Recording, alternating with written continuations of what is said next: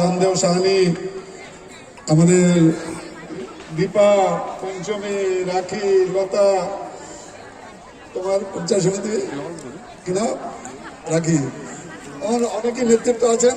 আমার বয়স যেহেতু সবচেয়ে কম, এখানে সবচেয়ে কম বলতে বলছি যে আমি সবচেয়ে কম বাঁচবো, মানে আমার খাতায় আছে সবচেয়ে কম, এই জন্য এনাদের সবাইকেই আমি নাম ধরে ডাকছি। আপনারা অনেকক্ষণ ধরে অপেক্ষা করে আছেন। পাড়ায় বৈঠকে এটা জনসভার মতো মহিলার উপস্থিতি, সত্যি এখানে যারা সংগঠন করছে তাদেরকে অনেক ধন্যবাদ জানাচ্ছি যে এত সুন্দর। বিক্রম কুন্ডু, বাহ, খুব সুন্দর সংগঠনটা করছে। আমাদের তৃণমূল মহিলা কংগ্রেসের রাজ্য সভানেত্রী মাননীয় চন্দ্রিমা ভট্টাচার্য মহাশয় 28 তারিখে দালকোলায় আসবে। মুখ্যমন্ত্রী মাননীয় মমতা বন্দ্যোপাধ্যায় নির্দেশ দিয়েছেন চন্দ্রিমা ভট্টাচার্যকে যে 45 দিনের একটা কর্মসূচি, সেই কর্মসূচিরই একটা অঙ্গ আজকে এই পাড়া বৈঠক। আপনারা জানেন, সবাই বলেছেন যে আমাদের রাজ্যের একমাত্র মহিলা মুখ্যমন্ত্রী আছেন মাননীয় মমতা বন্দ্যোপাধ্যায়, আর আপনারা সব মহিলা না লক্ষ্মী বসে আছেন, মা লক্ষ্মী বসে আছেন। কেন? যেহেতু আপনারা লক্ষ্মীর ভান্ডার পাচ্ছেন। কেন্দ্রীয় সরকার একটা বেটি বাঁচাও বেটি পড়াও একটা কর্মসূচি করেছে, কোনো লাভ নেই, খালি গাড়ির বডির উপরে দেখবেন বেটি বাঁচাও বেটি পড়াও লেখা আছে। আপনারা মহিলারা, আপনারা বলে রাঁধে, বলে চুলো বাঁধে, রাঁধে আবার চুলো বাঁধে, আপনারা সব কাজ করতে পারেন, এটা প্রমাণ হয়ে গেছে। আপনারা যেই কাজই করেন নিষ্ঠার সঙ্গে করেন। গতকাল একটা রাম জন্মভূমিতে রামলালা মূর্তি স্থাপনা নিয়ে একটা যজ্ঞ, হোমযজ্ঞ হয়েছে। ধরেন অযোধ্যায় রামলালার মূর্তিতে প্রাণ প্রতিষ্ঠা হয়েছে। আমাদের মুখ্যমন্ত্রী মাননীয় মমতা বন্দ্যোপাধ্যায়, উনি আমাদের একটা সংগতি যাত্রা একটা কর্মসূচি দিয়েছিলেন। আমরা গতকাল গোটা রাজ্যেই 341টা ব্লকেই এবং শহরেই সংগতি যাত্রা হয়েছে। গতকাল যে ওখানে প্রাণ প্রতিষ্ঠা হলো রামলালা, সেখানে কিন্তু মাতা সীতার কোনো চর্চা নেই। এটা আমাদের মুখ্যমন্ত্রী মাননীয় মমতা বন্দ্যোপাধ্যায় বলেছেন। আপনারা হয়তো জানেন, রাম যখন লঙ্কার উপরে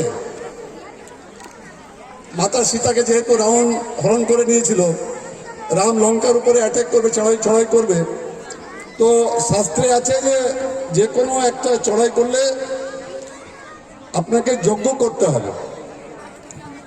তো এখন রাম তো উনি জঙ্গলে আছেন, যজ্ঞ করবেন, কিন্তু যজ্ঞের একটা নিয়ম আছে যে একা একা রাম যজ্ঞ করতে পারবে না, ওনার সঙ্গে সীতা লাগবেই যজ্ঞ করতে গেলে। যেহেতু একজন বিবাহিত পুরুষ মহিলা ছাড়া যজ্ঞ করতে পারে না, তো ওখানে তো সীতা নেই, সীতা তো রাবণের কাছে।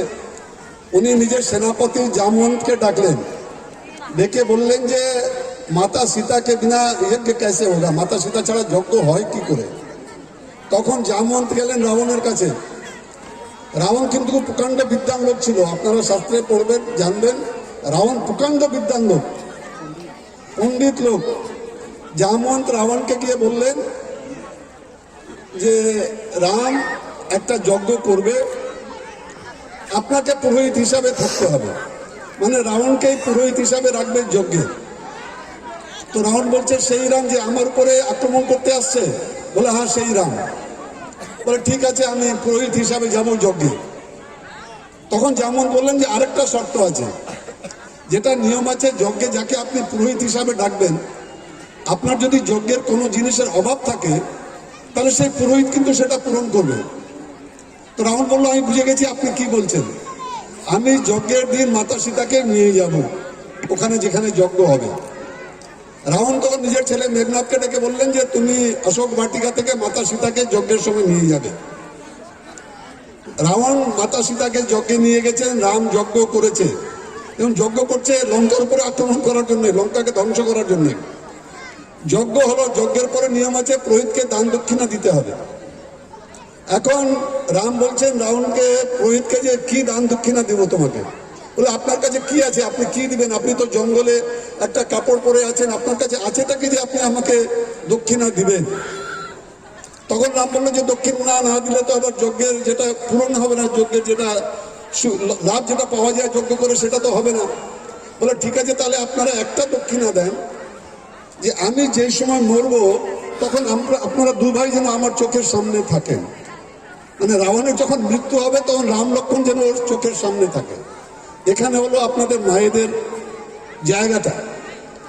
আজকে আমরা মা কালী পুজো করি, এখানে নারী শক্তিকে আমরা পূজন করি, নারী শক্তি ছাড়া চলতে পারে না।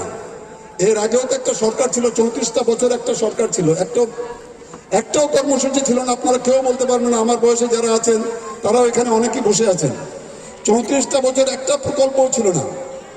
মুখ্যমন্ত্রী মাননীয় মমতা বন্দ্যোপাধ্যায় হওয়ার পরে প্রথম প্রকল্পটা করেছিলেন, যেটা দীপা বলল কন্যাশ্রী, সেটা বিশ্বশ্রী হয়েছিল, গর্বের ব্যাপার। 151টা দেশের প্রতিনিধি এইভাবে বসেছিলেন। আমাদের দেশের একটা অঙ্গরাজ্যের একটা প্রকল্প বিশ্বের একটা জায়গা করেছিল, 1 নম্বর জায়গা। তারপরে তো অনেক প্রকল্প আছে, আপনার উপস্থিতি আপনারা পাচ্ছেন 25,000 টাকা, সবুজ সাথীতে মেয়েরাও সাইকেল পাচ্ছে, স্বাস্থ্য সাথীতে মহিলারা কর্তা আছে, হেড অফ দি ফ্যামিলি, যেন ওরা যদি মনে করে নিজের মা বাবার নামটাও স্বাস্থ্য সাথী কার্ডে দিতে পারে। সবচেয়ে বড় কথা ভাবতে হবে, আজকে পঞ্চায়েতে 50% মহিলা রিজার্ভ আছে, 50% মহিলা রিজার্ভ আছে পঞ্চায়েতে। পঞ্চায়েত সমিতি, জেলা পরিষদ অর্ধেক মহিলা। আর 28 তারিখে যে চন্দ্রিমা ভট্টাচার্য দালকোলা প্রোগ্রাম আছে, আমি এখানে ব্লক সভাপতি নিতাই বৈশ্যকে বলবো যে প্রত্যেকটা গ্রাম পঞ্চায়েতের মহিলা সদস্য, পঞ্চায়েত সমিতির মহিলা সদস্য আর জেলা পরিষদ ওরা যেন ওখানে উপস্থিত হনই, ওনাদেরকে ওখানে উপস্থিত হতেই হবে। কেন উনি তখন কিভাবে আরো আপনারা প্রোগ্রামটা করবেন সেই ব্যাপারে আপনাদেরকে ওখানে বিস্তারিতভাবে আপনারা জানতে পারবেন। আমার একটাই অনুরোধ আপনাদের কাছে, যে আপনারা খালি নিজেরা এখানে শুনে চলে গেলেন, এটাতে কিন্তু আপনাদের দায়িত্বটা শেষ হবে না। আপনাদের দায়িত্বটা শুরু হলো। আপনারা আরো যারা মহিলারা এখনো আপনাদের সঙ্গে নেই তাদেরকে সবাইকে বলেন যে মমতা বন্দ্যোপাধ্যায় আসার পরে মহিলাদের জন্য এত কাজ করেছে, তো আমাদের তো কিছু দায়িত্ব আছে, আপনাদের তো কিছু দায়িত্ব আছে মমতা বন্দ্যোপাধ্যায়ের প্রতি। 2024-এর লোকসভা নির্বাচন, আমি তো 2019-এর লোকসভা নির্বাচনে প্রার্থী ছিলাম, দেবশ্রী চৌধুরী তো জিতেছিলেন। কোন কাজটা করেছেন এই হিসাবটা আপনাদেরকে নিতে হবে।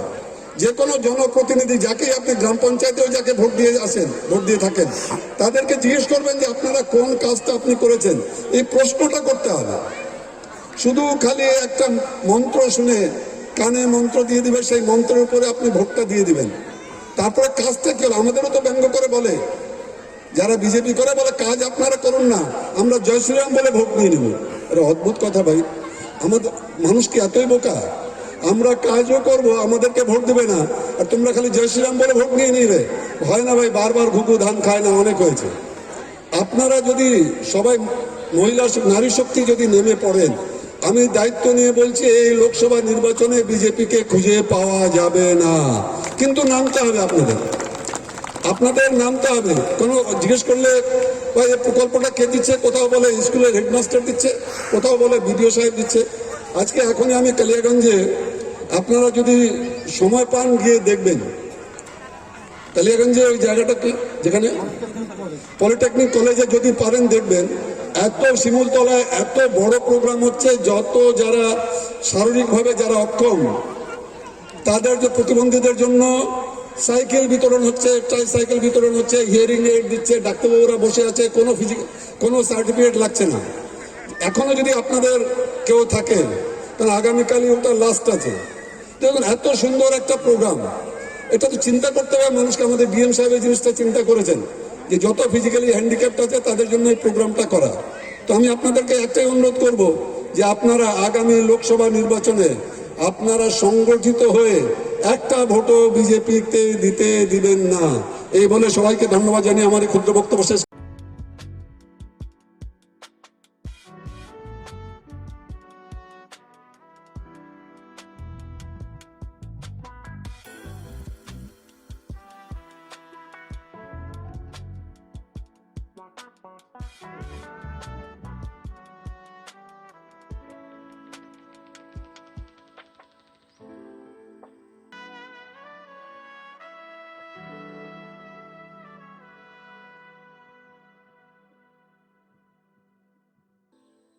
you